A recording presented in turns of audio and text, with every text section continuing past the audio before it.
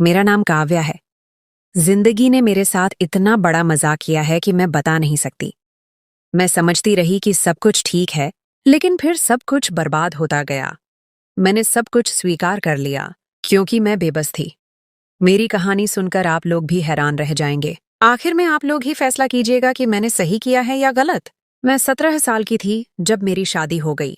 मेरे लिए रिश्ता परिवार से बाहर से आया था, लेकिन ये लोग हमारे पड़ोसी थे। हम आते जाते एक दूसरे को देखते रहते थे। शादी ब्याह पर भी सामना हो जाता था। यह एक संयुक्त परिवार था और यहाँ पहले से ही 3 बेटे शादीशुदा थे। आखिरी 2 बेटे रहते थे। दोनों भाइयों की शादी एक साथ होनी थी। मेरे होने वाले देवर, जिसका नाम विकास था, की पत्नी पसंद कर ली गई थी और मुझे भी पसंद कर लिया गया था। मेरा परिवार अच्छा था और मेरे माता पिता खुशहाल थे। मैं अकेली बेटी थी। मेरी देवरानी, जिसका नाम मीरा था, की शादी मेरे साथ ही हुई थी। वह रंग रूप की ज्यादा अच्छी नहीं थी, इसीलिए सब लोग आते तो मेरी ही तारीफ करते कि तुम उससे ज्यादा सुंदर हो। मेरा पहला पति, उसका नाम अभिषेक था। वह साधारण रंग रूप का मालिक था। जाने अनजाने में मैंने उसके साथ बहुत बुरा किया, क्योंकि शादी वाले दिन सब लोग मेरी तारीफ कर रहे थे। उसको कोई देख ही नहीं रहा था। मीरा, जो बेचारी सब्र और धैर्य से बैठी रही, सबकी बातें सुनती रही। कहते हैं कि 2 लड़कियों की एक साथ शादी नहीं करनी चाहिए, नहीं तो इसी तरह का कोई मंजर पेश आता है। लेकिन मेरे ससुराल वाले पैसे बचा रहे थे। उन्होंने कहा, एक साथ ही 2 भाइयों की शादी करवा दी जाए। हमें तो पैसों का कोई मसला नहीं था, लेकिन उनकी अपनी मर्जी थी। क्या कर सकते थे? शादी हो गई और हम दोनों ने अपनी अपनी जिंदगी का आगाज कर लिया था। थी तो वह संयुक्त परिवार, लेकिन सबके चूल्हे अलग अलग थे और इसी बात का सुकून था। जिंदगी अच्छी जा रही थी, कोई दिक्कत नहीं थी। मेरा पति अभिषेक भी मुझसे प्यार करता था और मेरी हर बात मानता था। हम लोग अच्छे तरीके से साथ रह रहे थे, पर मेरी देवरानी के कमरे से हमेशा लड़ाई झगड़ों की आवाजें आती थीं। पहले तो मुझे लगा कि यह सब सामान्य है, क्योंकि शादी के शुरू के दिनों में छोटी मोटी लड़ाइयां हो जाती हैं।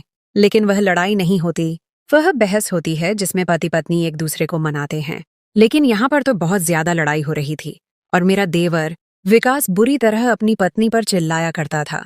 मैंने अपने पति से बात की तो उसने कहा, हमें उनके मामलों में नहीं बोलना चाहिए। एक दफा मैं उन दोनों के कमरे के बाहर से गुजर रही थी जब मुझे अपने देवर की आवाज आई। मैं इसलिए रुक गई क्योंकि मैंने अपना नाम सुना था। मेरा देवर न जाने मेरा नाम लेकर अपनी पत्नी पर क्यों चिल्ला रहा था। मैं सोचने लगी कि कहीं मुझसे तो कोई गलती नहीं हो गई, लेकिन ऐसा तो कुछ भी नहीं हुआ था। मैं उनके मामले में दखल नहीं देना चाहती थी, जैसा कि मेरे पति ने मुझे कहा था कि तुमने ऐसा कुछ भी नहीं करना है। इसीलिए मैंने उनको उनके हाल पर छोड़ दिया। वीडियो पर आगे बढ़ने से पहले, यदि आपने हमारे चैनल को सब्सक्राइब नहीं किया है तो कृपया सब्सक्राइब करें और उसके बगल में घंटी को चालू करें।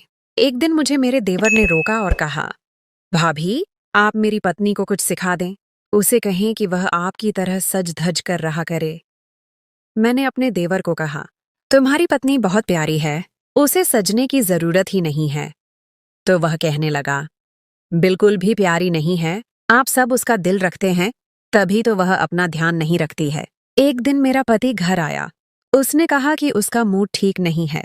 उसने मुझे बताया नहीं कि हुआ क्या है। कहने लगा कि अपने ही आजकल दुश्मन बन बैठे हैं, तो दुश्मन तो हमें चांद से मार ही डालेंगे ना। इसका मतलब कि उसकी किसी घर के सदस्य से लड़ाई हुई थी, पर किससे? पता नहीं क्या हो रहा था। सुबह से ही मेरा दिल बहुत ज्यादा घबरा रहा था जब हमें एक बुरी खबर सुनने को मिली कि मेरा पति इस दुनिया से चला गया है। सड़क दुर्घटना हुई थी। मेरा पति और मेरा देवर दोनों ही मोटरसाइकिल पर जा रहे थे और मोटरसाइकिल कार से जा टकराई। मेरे देवर को तो मामूली चोटें आई थीं, लेकिन मेरा पति इस दुनिया से ही चला गया था। मैं गम से बेहाल थी। अभी तक मेरी शादी को 1 साल भी नहीं हुआ था और मैं विधवा हो चुकी थी। मैंने अपनी इद्दत, शोक की अवधि अपने ससुराल में ही पूरी की। ये दिन मुझ पर बहुत भारी थे। सब कहने लगे कि इस लड़की की जिंदगी तो बर्बाद हो गई है। अब कौन इससे शादी करेगा? आजकल तो कुंवारी लड़कियों के भी रिश्ते नहीं मिलते। मेरी देवरानी भी बहुत उदास थी, बार बार मुझे दिलासा दे रही थी, लेकिन मैंने अपना सारा गुस्सा उसी पर निकाल दिया। मैंने कहा, तुम्हारे पति के साथ ही मेरा पति गया था। किसी को ये कहना बहुत आसान होता है कि सब्र करो, लेकिन जब खुद पर पड़ती है ना, तब पता चलता है। अगर मेरी जगह आज तुम होती तो मैं तुमसे पूछती कि इतना बड़ा कम किस तरह बर्दाश्त करोगी। तुम्हारा पति तो सही सलामत है, मेरी तो दुनिया ही खत्म हो गई है। मेरे देवर ने ये बात सुन ली और मुझे कोई जवाब नहीं दिया। मेरी इद्दत पूरी हो चुकी थी। मैंने कहा मैं वापस नहीं जाऊंगी, मुझे दूसरी शादी नहीं करनी। इद्दत पूरी हुए भी 3 माह हो गए थे जब मेरी देवरानी ने मेरी सास के सामने एक बात रखी जिस पर घर वाले फौरन राजी हो गए। और वह बात यह थी कि मेरी देवरानी मुझे अपनी सौतन बनाना चाहती थी। वह चाहती थी कि मैं उसके पति यानी मेरे देवर विकास से शादी कर लूं। घर वाले और विकास भी इस बात के लिए राजी थे। हम सारे एक जगह पर बैठे थे। उसने कहा, मैं ही मोटरसाइकिल चला रहा था, भाई मेरे पीछे बैठे थे। मुझे ऐसा लगता है कि वह मेरे हिस्से की मौत लेकर चले गए हैं, इसीलिए उनकी जिम्मेदारियां मुझे निभानी चाहिए। घर वालों का भी यही कहना था कि तुम हमारी बहू हो, हम तुम्हें नाजों से ब्याह कर लाए थे। अब तुम हमारे बेटे की आखिरी निशानी हो, तुम्हें देखकर हमें हमारे बेटे की याद आती है, तो इसी घर में रह जाओ तो अच्छा है। मेरे घर वालों को भी बुला लिया गया। उनका भी यही ख्याल था कि यह फैसला सबसे सही है। जब लड़का इस बात के लिए तैयार है, यानी मेरा देवर, तो फिर किसी और के बोलने का कोई औचित्य ही नहीं था। मेरी देवरानी भी तैयार थी। उसने मेरे हाथ पर हाथ रखकर मुझे कहा, तुमने ठीक कहा था, किसी को दिलासा देना बहुत आसान होता है, लेकिन उसके दुखों का निवारण करना बहुत मुश्किल काम है। मैं अपने पति को तुम्हारे साथ बांटकर बिल्कुल भी दुखी नहीं होऊंगी, मुझे कोई दिक्कत नहीं है। यह बात मुझे बहुत अजीब लग रही थी, बहुत ही ज्यादा अजीब। मैं ऐसा नहीं चाहती थी, लेकिन मेरे ससुराल वाले, मेरे माता पिता, सब लोगों ने मुझे यही समझाया था कि यह सबसे बेहतरीन फैसला है। विकास ने बहुत अच्छा फैसला किया है। अपने भाई की विधवा से शादी करने से अच्छा और क्या हो सकता है। उसकी पत्नी यानी मेरी देवरानी की भी सब तारीफ करने लगे कि ऐसी पत्नी भगवान सबको दे जिसने अपने पति को सही राह दिखाई है। वरना पत्नियां तो आजकल ऐसी बातों पर गुस्सा हो जाती हैं। करते कराते सब बड़ों की बात मानकर मैंने भी हाँ कर दी। मैंने पहले भी अपनी मर्जी नहीं चलाई थी। जो मेरे माता पिता ने मुझे कहा था मैंने हाँ कहा था। अब मेरा देवर मेरा पति बन चुका था। मैं अभी भी अपने ही कमरे में रहती थी, जिस कमरे में मैं पहले रहा करती थी। अभी भी वही मेरा कमरा था, लेकिन मेरा देवर, जो कि अब मेरा पति बन गया था, उसी कमरे में मेरे पास आया हुआ था। अभी मेरी दूसरी शादी को 1 हफ्ता ही हुआ था। मेरी देवरानी कमरे में आई। उसके हाथ में एक प्लेट में 2 अंडे और एक परांठा रखा हुआ था। वह कहने लगी, मैं यह तुम्हारे लिए लेकर आई हूं। मैंने अपने हाथों से बनाया है, ये देसी घी से बनाया है और ये अंडे भी हैं। मैंने कहा, इस वक्त मुझे यह सब कुछ क्यों खिला रही हो? वैसे भी मेरी आदत थी कि मैं रात का खाना नहीं खाया करती थी। उसने कहा, अब तुम्हें अपना बहुत ज्यादा ख्याल रखना होगा। तुम अपना ख्याल रखोगी तो तुम्हारी सेहत अच्छी होगी। भगवान तुम्हें जल्द औलाद दे। मैंने कहा, तुम्हें मेरी औलाद से क्या है? तुम खुद अपनी औलाद पाने के लिए क्यों नहीं करती ये सब?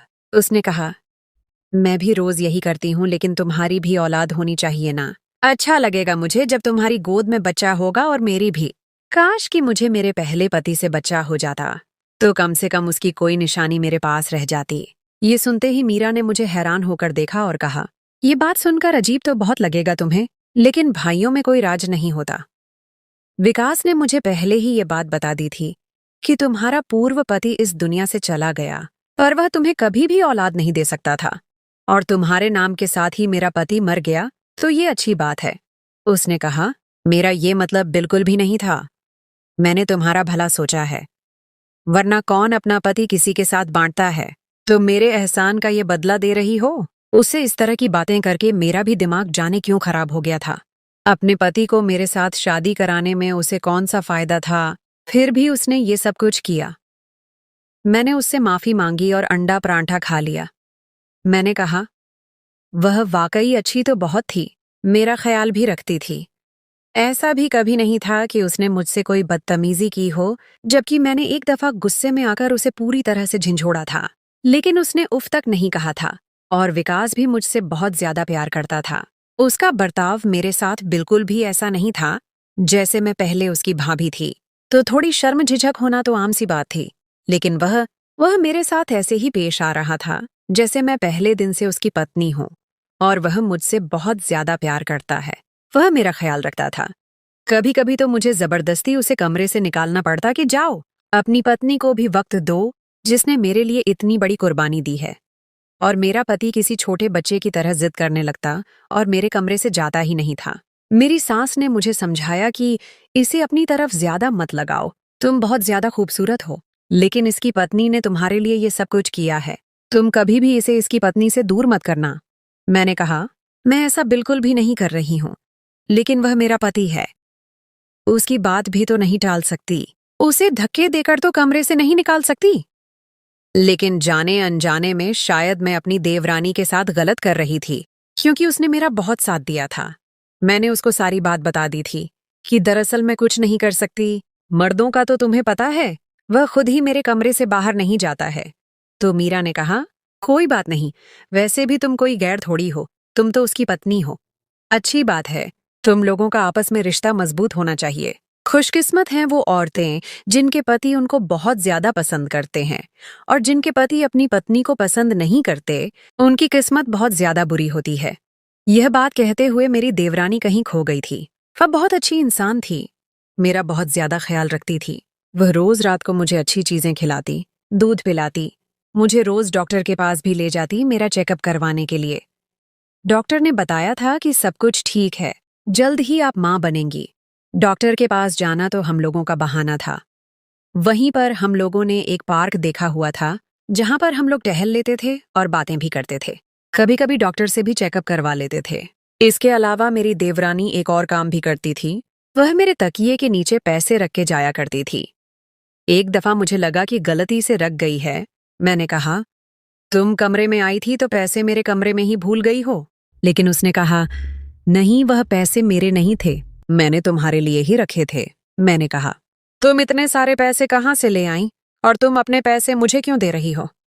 तो कहने लगी, मैं इतने पैसे कहाँ से लाऊंगी, दरअसल ये मेरे पति ने मुझे दिए थे और कहा था कि तुम्हें दे दूं, क्योंकि तुम भी उनकी पत्नी हो तो खर्चा तो तुम्हें भी मिलना चाहिए ना। मैंने कहा, तुम्हारा पति इतने सारे पैसे कमाता है?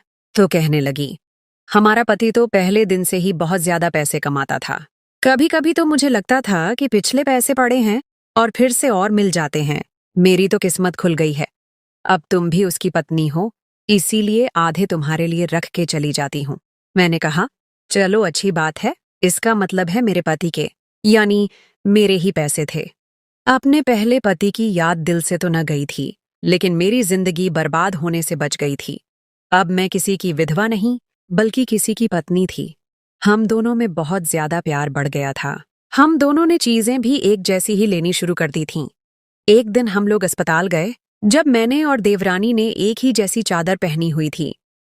इसीलिए शायद नर्स को कोई गलत फहमी हुई। जब वह हमें डॉक्टर के पास ले गई तो जाने से पहले उसने मेरे कान में कहा, आज अपनी सौतन को नींद की गोली मत खिलाना। मैं ये बात सुनकर हैरान रह गई। ये क्या बात कर रही है? मैंने अपनी देवरानी की तरफ देखा और सोचा, क्या ये मुझे नींद की गोली खिलाती है? क्योंकि रात के वक्त तो ये रोज मेरे लिए परांठा और आमलेट बनाकर लाती है, साथ में एक गिलास दूध भी होता था। क्या ये मुझे उसी में नींद की गोली मिलाकर दे रही थी? लेकिन ये मुझे नींद की गोलियां खिलाकर क्या करना चाहती थी मेरे साथ? ये क्या कर रही थी? अचानक से मेरे दिल में हजारों सवाल जाग उठे थे। मुझे ऐसा लगा कि कोई गलती हुई है, लेकिन कोई गलती नहीं हुई थी, क्योंकि उसने बाकायदा मेरी देवरानी का नाम लिया था। और फिर मेरी देवरानी मेरी साथ इतनी अच्छी कैसे हो सकती थी, क्योंकि उसने अपने पति की शादी मुझसे करवा दी। और अब वह ये भी चाहती थी कि मैं उसके पति का बच्चा पैदा करूं। क्या वह खुद मां नहीं बन सकती थी? ये सब क्या था? सोचा कि अपने पति से बात करती हूँ। आखिरकार ये बात अपने पति से ही करने का सोचा कि उसे सब कुछ बता दूंगी। लेकिन आज मेरे पति ने मुझे ऐसी बात बता दी कि सारी तस्वीर मेरे सामने आ गई थी। मेरे पति ने कहा, तुम मुझसे दूर न भागा करो। आज मैं तुम्हें एक बात बताता हूँ, मैं तुमसे बहुत ज्यादा प्यार करता हूँ और मैं तुमसे शादी करना चाहता था। मुझे मेरी पत्नी बिल्कुल भी पसंद नहीं थी, न उसको बात करने का सलीका था और न ही पहनने ओढ़ने का। मैं उसे तुम्हारी मिसालें देता रहता था। वह तुमसे बहुत ज्यादा नफरत करती थी। मैं उसे कहता था कि तुम भाभी जैसी क्यों नहीं बन जाती। मैं ये सुनकर हैरान हुई कि वह मुझसे नफरत करती थी। फिर उसने आपकी शादी मुझसे क्यों करवा दी? तो मेरे पति ने कहा, वह कौन होती है मेरी शादी करवाने वाली? शायद हमारी किस्मत एक दूसरे के साथ लिखी हुई थी। उसके बाद मैंने सोचा कि मैं तुमसे शादी कर लूं। मैं तुम्हें पनाह देना चाहता था, तुम्हें अपनी पत्नी बनाना चाहता था। इसीलिए मैंने उसे ये बात करने पर मजबूर किया।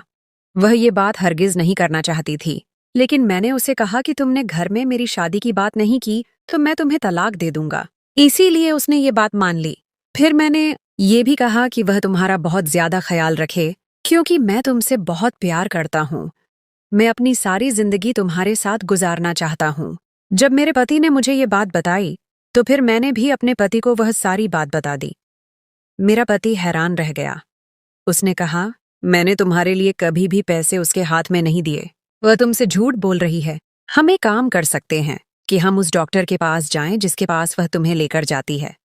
हम लोग फौरन डॉक्टर के पास गए, लेकिन भेष बदलकर। मैंने नकाब कर लिया और पति को तो उसने देखा हुआ नहीं था। फिर हमने उस डॉक्टर से झूठ बोला कि हमें गलत काम करवाना है। डॉक्टर ने कहा, हाँ बिल्कुल, मैं बच्चा गर्भपात करवा दूंगी, लेकिन मुझे इसके बदले में इतने पैसे चाहिए होंगे। इसके बाद हमने डॉक्टर को कहा, हमने तुम्हारी रिकॉर्डिंग कर ली है, तुम यहाँ पर गलत काम करती हो, वह भी रिश्वत लेकर। वह थर थर कांपने लगी और कहने लगी, ये बात किसी को न बताना, मेरा लाइसेंस रद्द हो जाएगा, मैं डॉक्टर नहीं रहूंगी। फिर मैंने उससे कहा, मुझे उस औरत के बारे में बताओ जो तुम्हारे पास आती है और जिसका नाम मीरा है। उसने कहा, वह तो अपनी सौतन को लेकर आती थी और उसने कहा था कि आप इसको ऐसी दवा दो, ऐसे करो कि वह जान से ही चली जाए, यानी कि धीरे धीरे जहर। यह बात सुनकर मेरे कदमों तले से जमीन निकल गई। मेरा पति भी बुरी तरह घबरा गया था। वह तुम्हारी जान लेना चाहती थी, तुम्हें बांझ बनाना चाहती थी। जरूर वह तुमसे बदला लेना चाहती है, क्योंकि उसके सामने मैं तुम्हारी तारीफ किया करता था। मेरे पति ने सबके सामने यह बात की। डॉक्टर का बयान भी सुना दिया सबको। इस बात के बारे में सबको पता चल गया। मेरे पति ने कहा, ये माफी मांगे मेरी पत्नी से और कसम खाए कि इस तरह की कोई हरकत नहीं करेगी तो मैं इसको माफ कर दूंगा, वरना इसको आज ही तलाक दे दूंगा। मीरा ने भी ऐसा रूप दिखाया कि मैं हैरान रह गई। कहने लगी, तुमसे माफी मांग कौन रहा है और तुम्हारे साथ रहना कौन चाहता है? अपनी भाभी पर नजर रखने वाले घटिया इंसान हो तुम। नहीं रहना मुझे तुम्हारे साथ, दे दो मुझे तलाक। विकास ने उसे तलाक नहीं दी, लेकिन उसने खुला ले ली है। वह हमेशा के लिए चली गई। मैं आज भी उसके बारे में सोचती हूँ तो हैरान रह जाती हूँ कि लोगों की शक्ल और हरकतें देखकर आप यह पहचान नहीं कर पाते कि वह आपके साथ क्या कर रहे हैं। कभी कभी बहुत मासूम नजर आने वाले लोग भी बहुत खतरनाक होते हैं। मेरी देवरानी के दिल में जहर तब बैठा जब मेरे पति ने उसके सामने मेरी तारीफ करनी शुरू की। उसको मेरी मिसालें देने लगा और फिर उसको कहा कि मेरी शादी करवा दे। मेरे पति ने भी गलत किया, लेकिन मीरा को उसके बदले में मेरे साथ इतना गलत नहीं करना चाहिए था कि वह मेरी जान लेने पर उतर आए। मुझे तो लगा कि सबके बाद मैं मां नहीं बन पाऊंगी। पता नहीं वह तो मुझे कब से दवाइयां दे रही थी, लेकिन जिस जान ने इस दुनिया में आना हो उसे आने से कौन रोक सकता है। भगवान की कृपा हुई, मेरे यहाँ 2 जुड़वां बच्चों की पैदाइश हुई। भगवान ने हमें एक बेटी दी थी और एक बेटा। बेटे का नाम मैंने अपने पूर्व पति के नाम पर रखा और बेटी का नाम दिव्या रखा। भगवान का शुक्र है कि मैं अपनी जिंदगी में बहुत ज्यादा खुश हूँ। मेरी देवरानी कहाँ गई, अब किसके साथ है, मुझे कुछ नहीं मालूम। उसने फिर से शादी की या नहीं, यह भी किसी को नहीं पता। लेकिन कभी कभी मैं सोचती हूँ कि मेरे पति ने भी उसके साथ गलत किया। वही उसको इस मुकाम पर ले आया कि वह इस हद तक चली गई। लेकिन कोई आपके साथ बुरा करे तो इसका मतलब यह नहीं कि आप भी बुरा करें। अच्छा इंसान वह होता है जो अपने साथ बुरा करने वाले के साथ भी अच्छाई ही कर जाए।